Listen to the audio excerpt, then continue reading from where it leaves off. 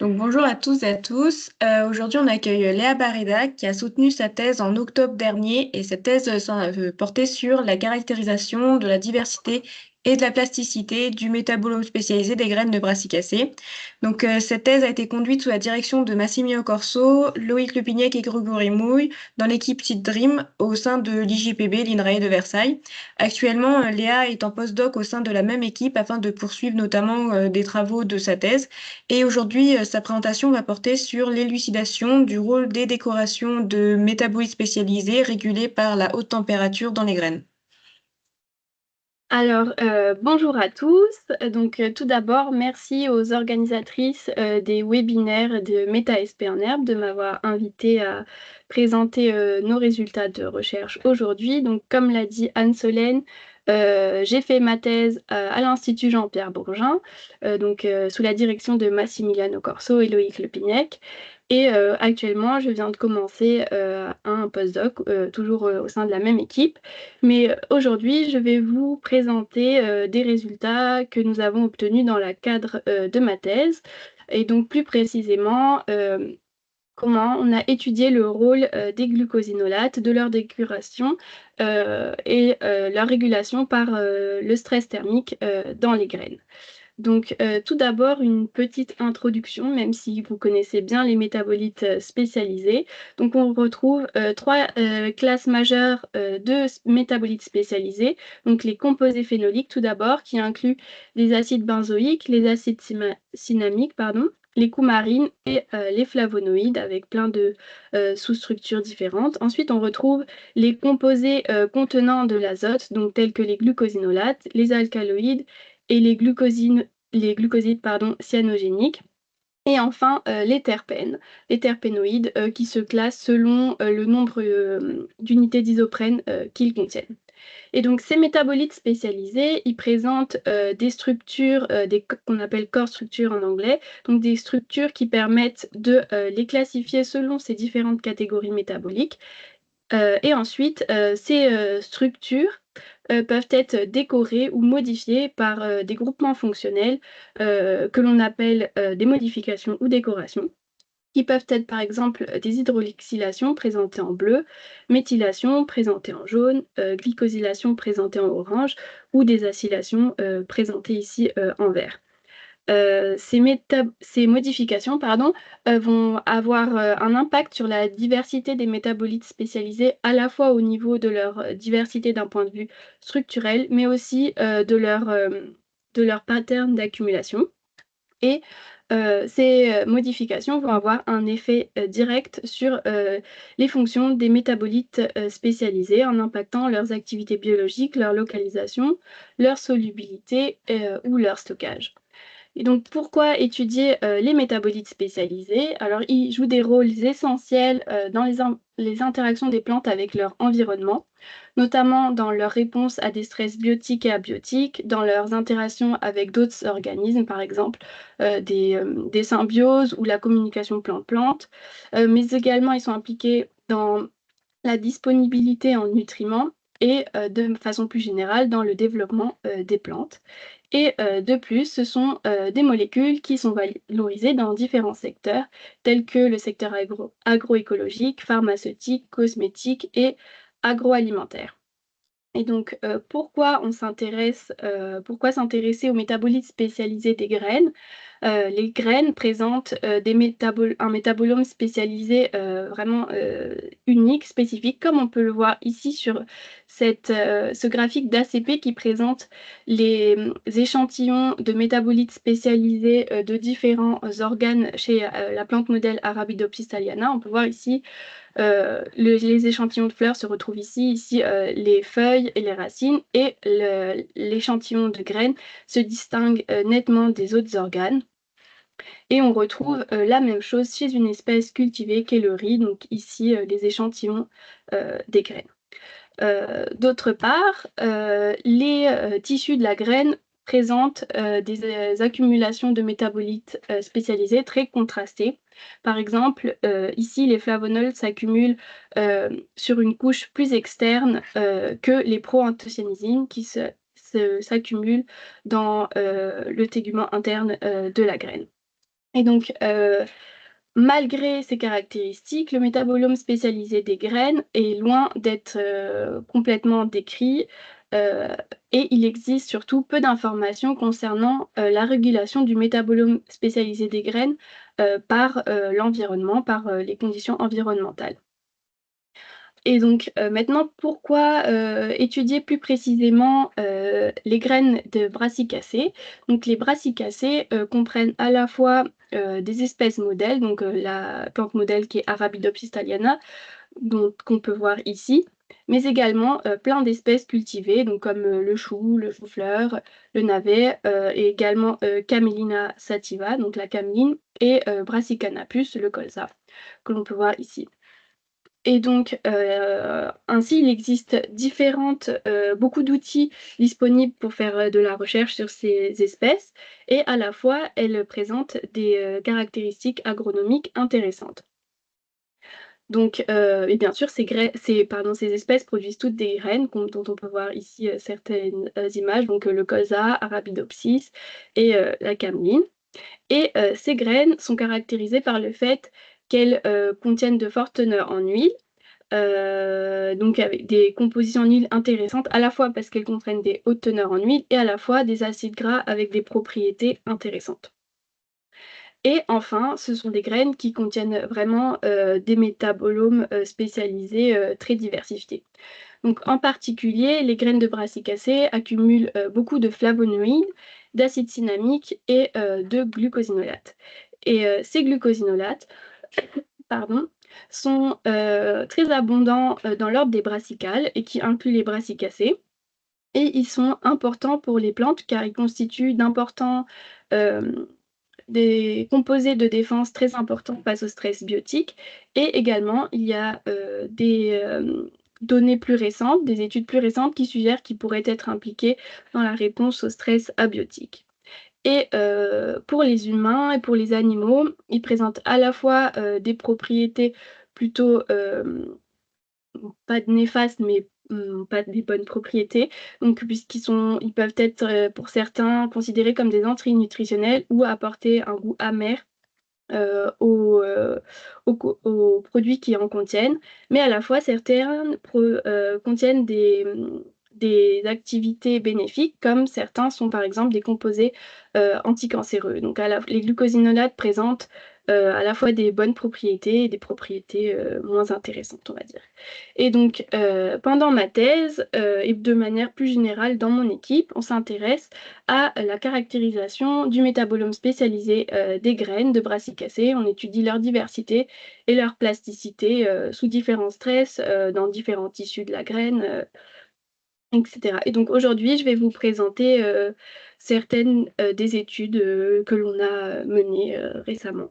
Donc tout d'abord, on a fait réaliser une étude sur la diversité et la plasticité du métabolome spécialisé des graines de Camelina sativa. Donc cette étude qui a été menée donc, par mon équipe, donc Seed Dream de l'IJPB et la plateforme de métabolomique de l'IJPB en collaboration avec l'Université de Bologne et de l'IPS2. Et donc, ces résultats ont été publiés dans un article en 2022, donc si jamais ça vous intéresse, vous pourrez aller le voir, puisque je vais juste vous présenter quelques résultats rapidement pour mettre un contexte.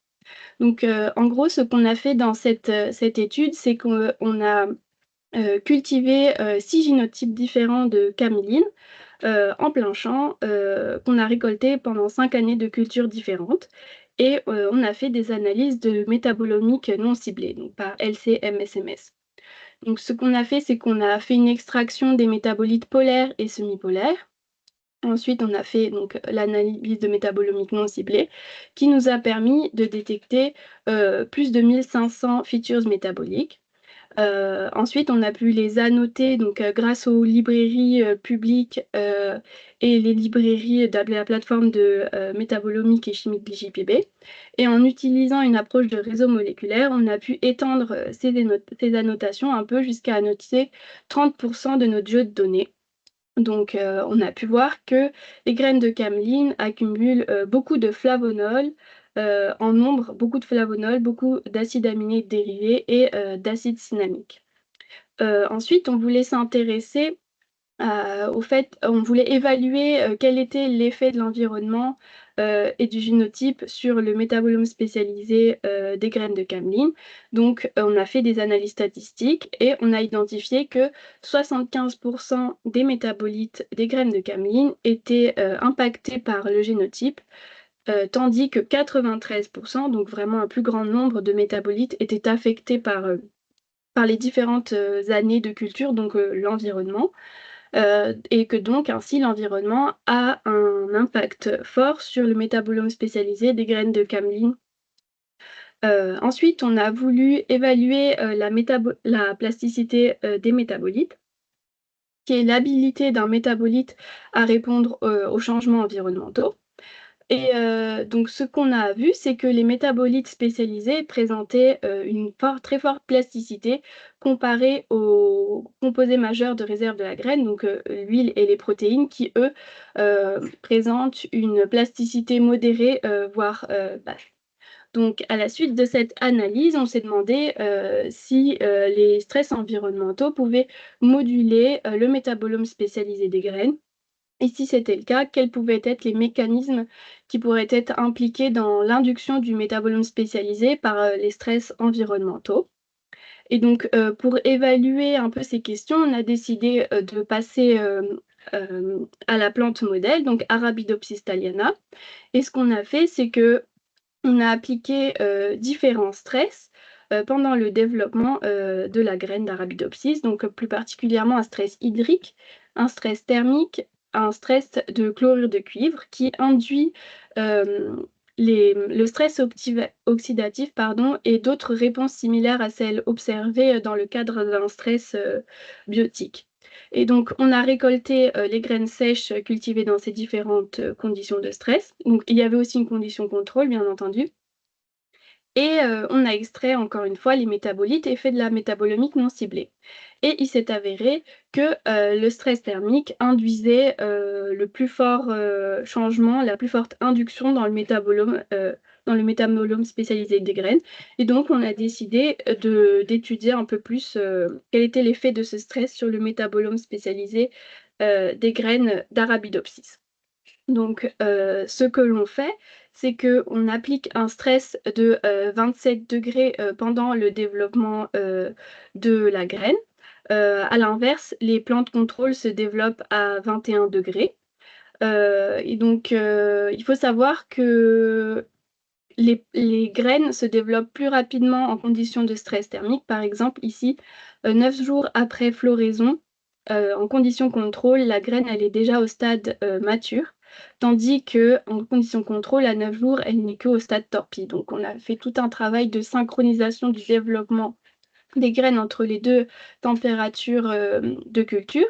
Et une fois qu'on avait fait cette synchronisation, on a choisi 6 stades à étudier. 6 stades que l'on a récoltés donc, et sur lesquels on a fait des analyses de métabolomique non ciblées et des analyses transcriptomiques. Et donc, si ces résultats vous intéressent, on vient de les publier dans un data paper pour que tout le monde puisse y avoir accès et puisse exploiter les données. Et donc, dans notre cas, ce qu'on a fait, c'est qu'on a fait des analyses statistiques pour identifier quels étaient les métabolites affectés par le stade de développement et à l'inverse, par la condition ou par les deux. Et donc, ce qu'on a vu, c'est que les flavonoïdes et les glucosinolates étaient particulièrement induits par le stress thermique. En parallèle, donc, on a, comme je l'ai dit, fait des analyses transcriptomiques et là encore, on a fait des analyses statistiques pour identifier quels étaient les gènes affectés par le stade de développement et la température de culture. Et donc, dans ce cas-là, on s'est plus particulièrement focalisé sur des gènes codants pour des enzymes potentiellement impliquées dans les modifications des métabolites spécialisés. Donc, à savoir les glycosyltransférases, les hydroxylases, les méthyltransférases et les acyltransférases. Et ensuite, on a fait une intégration de ces données, donc en réalisant une analyse de corrélation, qui est d'ailleurs disponible aussi sur le data paper. Donc, au sein de cette analyse de corrélation, on a remarqué que le gène AOP3 était fortement induit par le stress thermique, donc ici la courbe représentée en marron, à partir du stade torpille. Et en plus, l'expression de ce gène corrélait avec l'accumulation de différentes catégories métaboliques, y compris plusieurs glucosinolates. Donc, on a trouvé ces résultats intéressants. Et donc maintenant, je vais vous présenter un peu plus comment et pourquoi on s'est intéressé aux glucosinolates modifiés qui étaient fortement accumulés sous stress thermique dans les graines d'Arabidopsis thaliana. Du coup, je vais vous présenter un peu mieux quelle est la structure des glucosinolates. Donc, les glucosinolates présentent un groupement bêta-thioglucose et également un oxyme sulfonylé. Et ils présentent également une chaîne latérale qui permet de différencier trois grandes catégories de glucosinolates. Les glucosinolates aliphatiques, les glucosinolates benzéniques et les glucosinolates indoliques. Et donc, le gène AOP3, il code pour une 2-oxoglutarate dependent dioxygénase, donc une hydroxylase, qui est impliquée dans l'hydroxylation des glucosinolates méthylsulfonylalkyles de courte chaîne, donc de 3 à 4 carbones, en hydroxylalkyl glucosinolate. Et donc, ce qu'on a vu dans nos données, c'est que l'expression du gène AOP3, elle corrélait avec l'accumulation de différents glucosinolates, donc y compris ce glucosinolate-là, qui est benzoylé, donc c'est un type d'acylation au niveau de la chaîne latérale. Et comme on peut le voir ici, son accumulation était fortement induite par le stress thermique au stade torpille et de graines sèches. Et donc ensuite, on a également identifié des glucosinolates qui, en plus d'être acylés au niveau de leur chaîne latérale, étaient également acylés, donc dans ce cas-là synapoïdés, au niveau de leur thioglucose. Et en particulier, ce sont des molécules qui n'ont pas été décrites et qu'on a pu identifier avec la plateforme de chimie et métabolisme de l'IJPB. Donc, au vu de ces résultats, on a décidé d'étudier un peu plus en profondeur ce gène AOP3. Et donc, pour cela, on a utilisé des mutants knockout pour ce gène AOP3. Et donc, on a cultivé ces mutants AOP3 et le génotype wild type, donc en conditions contrôle et de stress thermique. Et on a fait de la métabolomique non ciblée sur les graines sèches. Et donc ici, je vous présente uniquement les glucosinolates qui étaient différentiellement accumulés en réponse au stress thermique, donc à la fois chez le wild type ici et chez le mutant AOP3 ici. Donc ici, en rouge, est représentée l'accumulation maximale des glucosinolates. Et on a pu identifier que parmi tous ces glucosinolates, il y en avait vraiment une grande majorité qui étaient acylés au niveau du thioglucose et qui étaient induits par le stress thermique. Donc, on a identifié à la fois des glucosinolates qui étaient acylés au niveau du thioglucose, mais à la fois des glucosinolates qui étaient à la fois acylés sur le thioglucose, mais également sur la chaîne latérale qui était induit par le stress thermique. En parallèle, on a également fait des analyses transcriptomiques. Et donc, dans ces analyses transcriptomiques, ce qu'on a vu dans le wild type, donc on a confirmé que le gène AOP3 était induit par le stress thermique, mais en plus, on a vu que les gènes BZO1 et CHY1, qui sont impliqués dans la formation du benzoyl CoA, qui est ensuite utilisé par l'acyltransférase SCPL17 pour faire l'acylation des glucosinolates au niveau de leur chaîne latérale. Donc ces gènes-là, ils étaient également fortement induits par le stress thermique.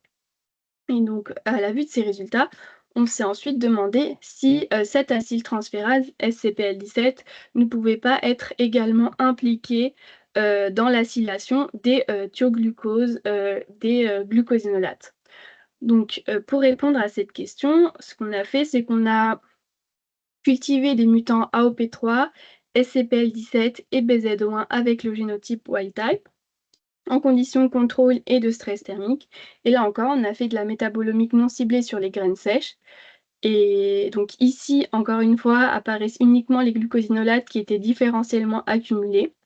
Donc il y a beaucoup d'informations, mais je vais vous donner. Donc déjà là, c'est ces colonnes-là ici sur cette heatmap correspondent au stress thermique et ici au contrôle. Donc tout d'abord, si on s'intéresse au génotype wild type, on retrouve bien que les glucosinolates acylés au niveau du thioglucose sont induits par le stress thermique également dans cette expérience.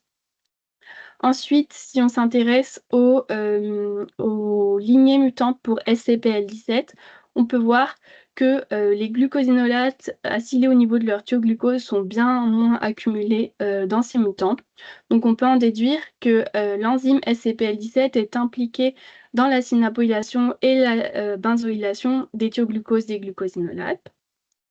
Si on s'intéresse aux lignées mutantes BZO1, on peut voir qu'il y a beaucoup moins de glucosinolates benzoylés sur leur thioglucose qui sont accumulés dans ces mutants. Donc on peut en déduire que le benzoyl-CoA produit par BZO1 est utilisé pour la benzoylation des thioglucoses des glucosinolates. Et ensuite, une dernière petite remarque, c'est qu'on peut voir que les isothiocyanates, qui sont des produits de dégradation des glucosinolates, sont plutôt réprimés par le stress thermique. Donc, en résumé, on a identifié que les glucosinolates étaient fortement induits par le stress thermique pendant le développement de la graine d'Arabidopsis thaliana. On a identifié des glucosinolates acylés sur leur thioglucose qui n'avaient pas été décrits, donc dans les graines d'Arabidopsis. En plus, ces glucosinolates, ils sont fortement induits par le stress thermique. Le gène AOP3 est fortement induit par le stress thermique pendant le développement de la graine et nos résultats confirment qu'il est impliqué dans la régulation des flux de glucosinolates. Les enzymes SCPL17 et BZO1 sont impliqués dans la synapolylation et ou la benzoylation des thioglucoses des glucosinolates. Et enfin, on est encore en train de faire des analyses pour essayer de mieux comprendre quelles pourraient être les fonctions des glucosinolates acylés au niveau de leur thioglucose. Donc maintenant, je vais vous présenter rapidement les données d'une étude qu'on vient de publier. Donc c'est une analyse qui a été faite principalement au départ sur Camelina sativa. Donc on a fait des analyses multi-omiques et de fil en aiguille, on est retombé sur des accumulations en glucosinolates, une distribution entre les différents tissus de la graine qui était assez intéressante. Donc je vais vous présenter quelques résultats, mais vous pourrez aller voir l'article pour plus de détails. Donc en gros, dans cette étude, les graines de Camelina sativa ont été récoltées à différents stades de développement et pendant les premières heures de la germination. Et les graines ont été disséquées pour séparer les embryons de l'enveloppe et de l'albumène. Et ensuite, des analyses de transcriptomique, protéomique et métabolomique ont été réalisées sur ces deux types de tissus, donc à tous les stades de développement.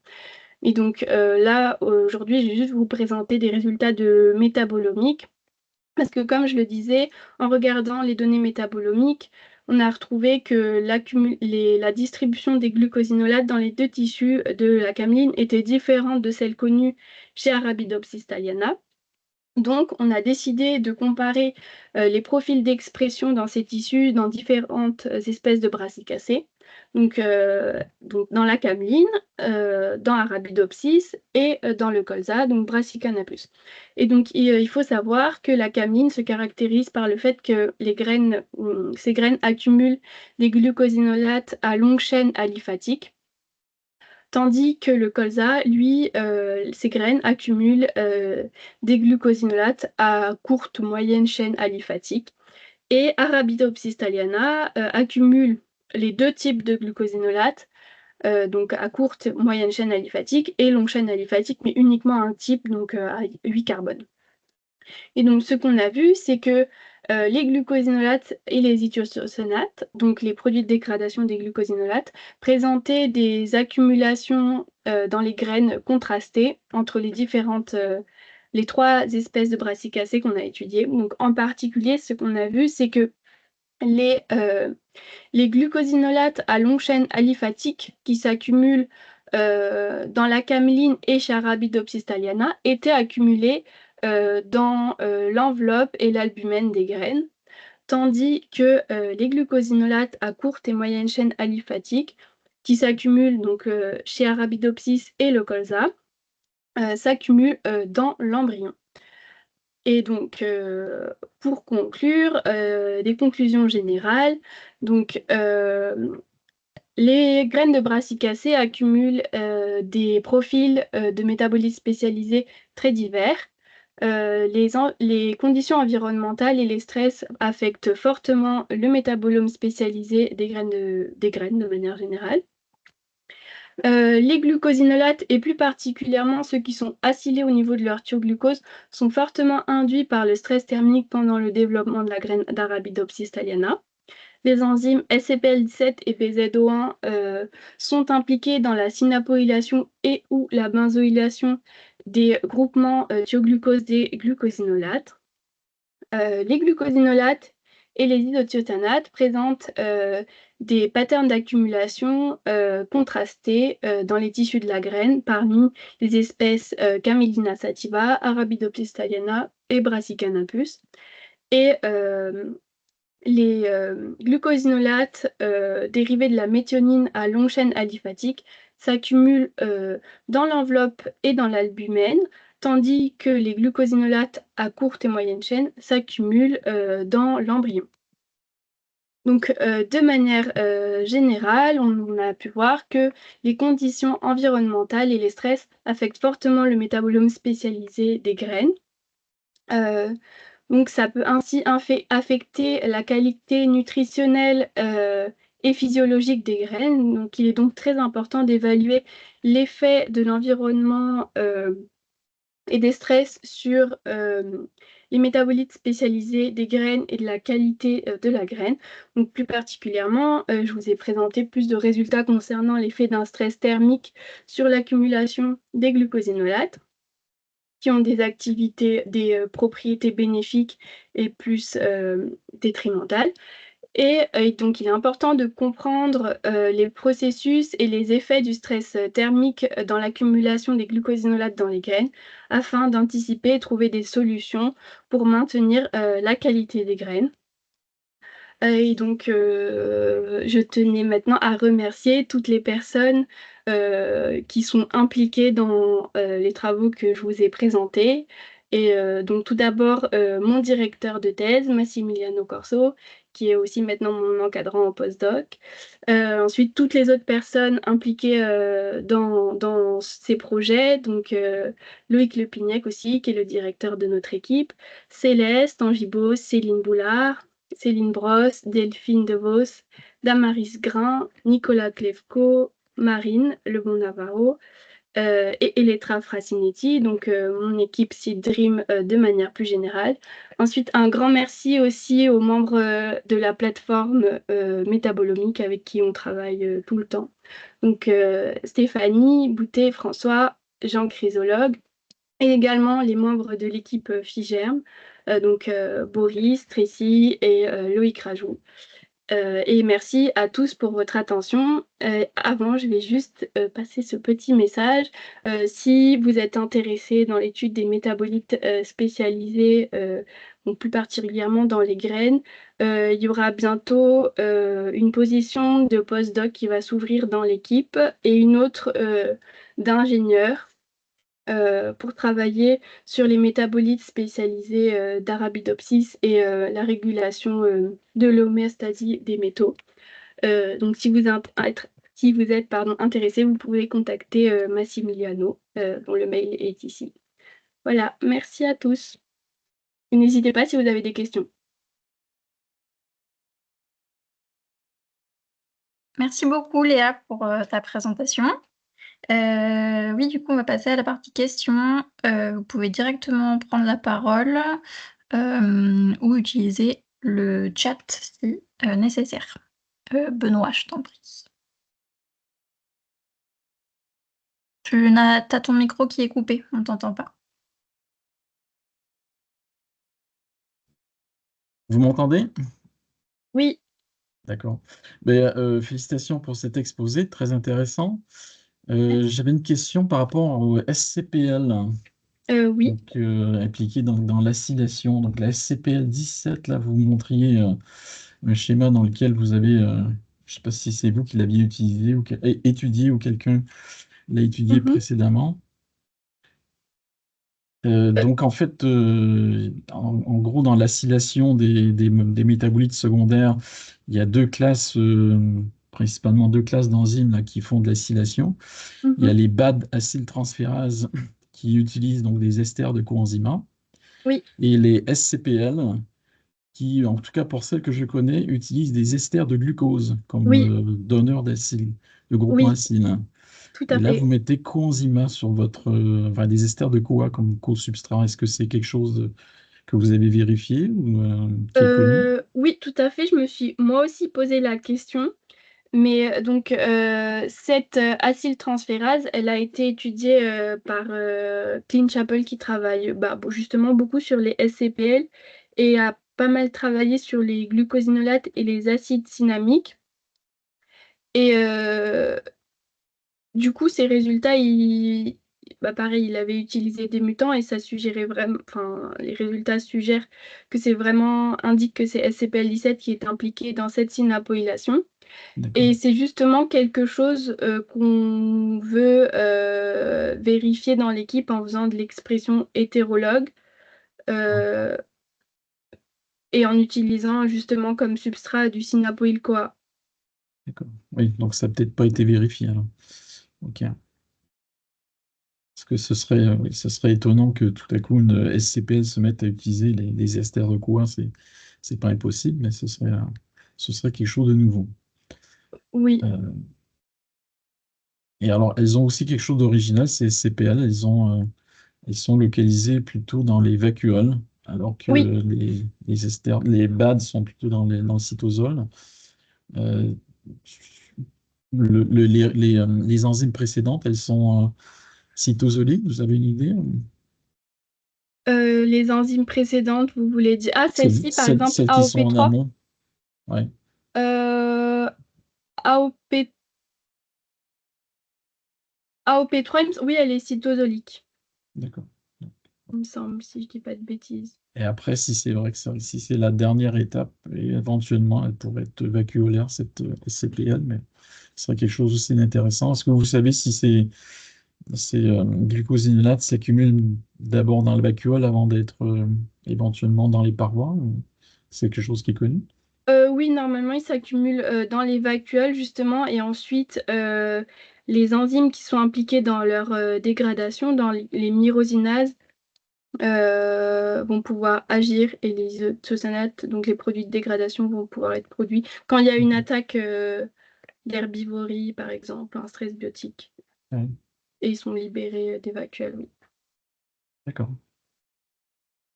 Très bien, bien, merci pour vos réponses. Merci pour les questions.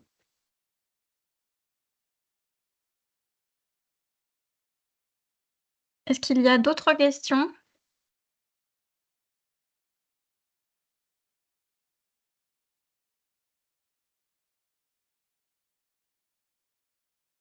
Pas de questions.